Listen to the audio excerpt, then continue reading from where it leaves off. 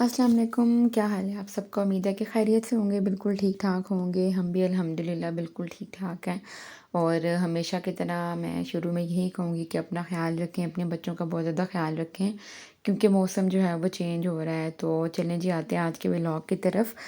और यहाँ पे क्या हो रहा है, मैंने बनानी थी मैकरोनीज़ और थोड़े से डिफरेंट वे में आज बना रही हूँ, तो मैंने सोचा कि चलें आपके साथ भी शेयर करती हूँ। प्याज मैंने ले लिया था एक मीडियम साइज़ का और उसको मैंने थोड़ा सा ब्राउन कर लिया है, ब्राउन भी नहीं बस उसका थोड़ा सा कलर चेंज किया है। और थोड़ी देर मैंने बीच में जो आलू हैं वो काट के डाले और उनको थोड़ी देर फ्राई किया है।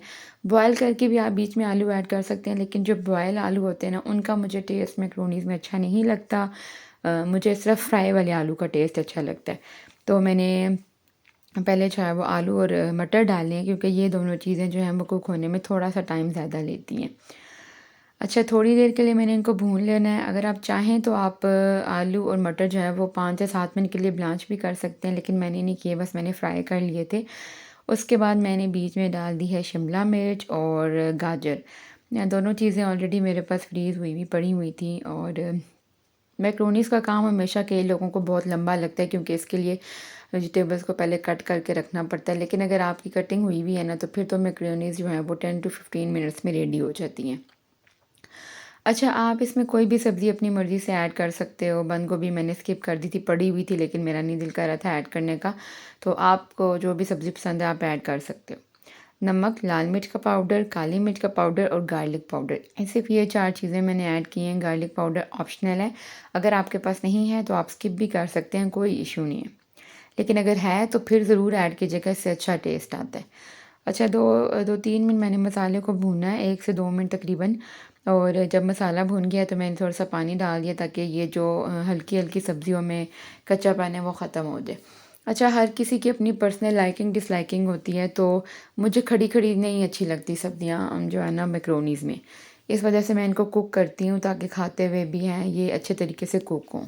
तो बस थोड़ी देर के लिए कवर किया था और सब्ज़ियाँ जो है वो अच्छे तरीके से गल गई थी, ख़ास तौर पे मटर और आलू। तो बस बाद में मैंने बीच में मैक्रोनीज़ ऐड कर दी थी और ये जो है मेरी मैक्रोनीज़ की फ़ाइनल लुक थी। तो बस जो है उसके बाद और क्या चल रहा है, और शाम का टाइम था और बस ठंड ठंड सी होना शुरू हो गई थी। और पता नहीं क्यों पहले सर्दियाँ अच्छी लगती थी, अब सर्दियों स्टार्ट होती है ना तो शाम ख़ास तौर पे जब होना शुरू होती है तो एक अजीब सी ऐसे उदासी उदासी सी फील होना शुरू हो जाती है। तो मैं मोहम्मद उमर के साथ लेटी हुई थी। अब थोड़ी देर फ़ातिमा जो है वो दादा की तरफ गई हुई थी क्योंकि उसको 2 छुट्टियाँ हो गई हैं। बस यही जो हालात की वजह से स्कूल 2 दिन बंद थे, तो वो तो गई हुई थी दादा की तरफ और आयत सो रही थी और बस मैं उमर के साथ लेटी हुई थी थोड़ी देर और साथ में बाहर का क्लिप बना रही थी वैसे ही लेटे-लेटे कि मैंने जो है वो वीडियो के लिए कोई ना कोई क्लिप ऐड करना था। तो बस उमर जो है ना वो मेरे साथ थोड़ी देर खेल रहा था और खुश हो रहा था कि आप ये नहीं है, तो मुझे भी थोड़ा-सा टाइम मिल गया। अच्छा जी, और रात को थोड़ी देर बैठ के ना ऐसे बस पुरानी यादें कहते हैं ना तो ताज़ा कर रहे थे। हम लोग अलमारी में से कुछ चीज़ें निकाल रहे थे, तो शादी का जो फ़ोटो एल्बम था वो भी निकल आया, तो मैंने वो निकाल लिया। और अच्छा होता है कभी-कभी मेमोरीज़ को रिकॉल करना, देख के वो मोमेंट्स आपको याद आते हैं। हाँ, वो फीलिंग्स याद आती हैं। माशाल्लाह से जब शादी को थोड़ा टाइम भी गुज़र गया हो ना तो अच्छा लगता है देखना। ये घर की लाइटिंग थी। और ये जब मैं अब्दुर्रहमान के पास दुबई गई थी तो वहाँ पे हम गए थे डेज़र्ट सफ़ारी पे, तो वहाँ पे मेहंदी लगवाई थी, ये उसकी पिक्चर थी। और ये मेरी बारात की पिक्चर थी। और बहुत सारे लोगों ने क्वेश्चंस किए थे मेरे ड्रेस कलर पे। तो बस ये मेरी जो मदर इन लॉ है उनका पसंद किया हुआ था और मैंने उनका जो है ना वो लहंगा पहना था, थोड़ी सी अल्ट्रेशन करा के। तो अच्छा लगा था, लेकिन ये भी मुझे खुद तो पर्सनली अच्छा लगा था कि ज़रूरी नहीं है कि आप वही एक पर्टिकुलर रेड या मैरून पहनो। हत्ता कि सोचा हुआ मैंने भी यही था, जब हम सोचते हैं ना अपनी शादी के बारे में आइडियल कुछ, तो सोचा हुआ मैंने भी यही था कि मैं रेड पहनूंगी, लेकिन बस रेड पहनना नहीं था किस्मत में। ये हमारे रूम की पिक्चर थी और बेड को जो है ना वो पीछे से सिर्फ फ्लावर से डेकोरेट किया था, तो ये मुझे बड़ा अच्छा लगा था। मैंने काफ़ी दिन तक ये फूल नहीं उतारे थे, लेकिन ना बीच में ना फिर आखिर में, और ये असली थे ना, ओरिजिनल थे, तो फिर कीड़े पड़ना शुरू हो गए थे तो उतार दिए। अच्छा, ये वो मोमेंट जब अब्बू और भाई का हाथ पकड़ के मैं मैरिज हॉल की सीढ़ियों से नीचे उतरी थी, तो बस ये टाइम था, दिल कर रहा था कि मैं कहूँ अब्बू बस मैंने नहीं जाना, मुझे वापस ले चलें। और अभी भी मैं ये पिक्चर देख रही थी तो मुझे वो टाइम याद आ गया था कि इस टाइम मेरा दिल अंदर तक रो रहा था। पता नहीं क्या अजीब सी फीलिंग थी, जिनकी शादी हुई है वो समझ सकते होंगे। और फ़ातिमा ये देख रही ना तो बार बार कह रही मामा इसमें हम किधर हैं, हम किधर हैं। तो फ़ातिमा आयत को कह रही कि आयत इस टाइम आप अल्लाह जी के पास थी। तो बच्चों का हमेशा ये मासूमाना सवाल होता है कि मामा हम किधर थे। तो इनकी एक ये पिक्चर बनवाई थी, हम आउटिंग पे गए थे तो मैंने फिर वो भी एल्बम में लगा दी। मैंने कहा चलो अब जब ये देखेंगी तो इनको ये नहीं होगा कि हम किधर हैं यहाँ पे इस पूरी एल्बम में, और इसी बहाने चलो पिक्चर सेव भी रही। मोबाइल में तो सेव नहीं रहती हैं पिक्चर्स। अच्छा, अब यहाँ पे क्या हो रहा है, यहाँ पे मैं बना रही थी चटनी। और वैसे तो मैं जो ब्लेंडर होता है छोटे वाला, इसमें हम मसाला पीसते हैं, उसी में अक्सर मैं बना लेती हूँ धनिया पुदीना मिर्चें काट के डाल के उसमें। लेकिन आज वैसे ही ना बस मुझे थोड़ी सी एफिशिएंसी आई हुई थी और मेरा दिल कर रहा था कि मैं इसमें कूट लूँ, लेकिन मुझे बहुत ज़्यादा टाइम लग रहा था तो मैंने छोड़ दिया था। और मैंने फिर बाद में ब्लेंडर में ही जो है ना वो चटनी बना ली थी। यहाँ पे ये बन गई थी तो बस मैं इसके अकॉर्डिंगली इसमें दही ऐड कर रही थी। कलर मुझे, मैं हमेशा पुदीना अगर एक पार्ट रखती हूँ ना तो धनिया 2 पार्ट रखती हूँ। मुझे वो वाली चटनी अच्छी लगती है जिसमें धनिए का टेस्ट ज़्यादा होता है और कलर भी मुझे उससे अच्छा लगता है। तो यहाँ पे बस मैंने नमक ऐड कर लिया था और मैं इसको चेक कर रही थी, लेकिन ये बहुत ज़्यादा स्पाइसी थी क्योंकि मैंने इसमें वो जो सही स्पाइसी वाली ग्रीन चिलीज़ होती है ना वो ऐड की थी 5। तो अच्छी खासी ये स्पाइसी थी। तो बस फिर मैंने इसमें थोड़ा सा दही और ऐड कर लिया था और बाद में बस नमक थोड़ा सा और ऐड करके इसको चेक कर लिया था। और यहाँ पे चटनी भी रेडी हो गई थी।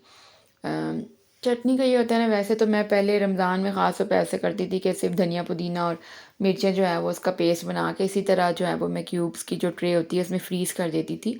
तो जब भी चटनी बनानी होती थी फिर मैं 1 या 2 क्यूब निकाल के बस दही में मिक्स कर लेती थी। तो अब ये है कि ये इतनी ज़्यादा नहीं मैंने बनाई थी, इस वजह से मैंने फिर फ्रीज़ नहीं की, तो मैंने बस मिक्स कर ली थी। अच्छा, मैं बनाने लगी थी रोल पराठे सीख कबाब। लास्ट मंथ में लाए हुए थे और 2 पैकेट से इकट्ठे मैं लेकर आई थी इकॉनमी पैक, तो वो भी थोड़े से पड़े हुए थे और मैं चाहती कि अब इनको मैं ख़त्म कर दूँ। तो बस बेसिकली सीख कबाब को ख़त्म करने के लिए मैंने कहा चलो पराठे बना लेती हूँ, रोल पराठे। तो इसी बहाने जो कबाब हैं वो भी फिनिश हो जाएंगे ताकि अगला स्टॉक आए, पहले वाला ख़त्म हो। तो बस यहाँ पे फ्रोज़न पराठे पड़े हुए थे, वो मैंने जल्दी से कर लिए थे। और मैंने इतने दिन से सैलेड के पत्ते भिला के रखे हुए थे ना, तो कुछ बना नहीं रही थी ऐसा सैलेड के पत्तों वाला। मैंने कहा ये भी यूटिलाइज़ करूँ क्योंकि पड़े पड़े फिर ख़राब हो जाएंगे।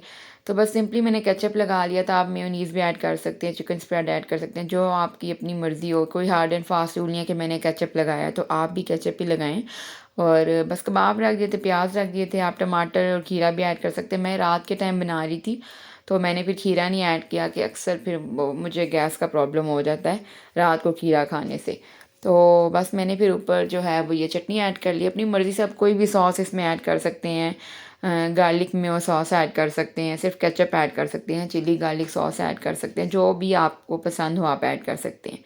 तो बस यहाँ पे जो है वो एक रोल पराठा मैंने आपके सामने बना के आपको दिखा दिया और बीच में मुझे छोड़ के जाना पड़ा था क्योंकि उमर जाग गया था और बहुत ज़्यादा रोना शुरू हो गया था।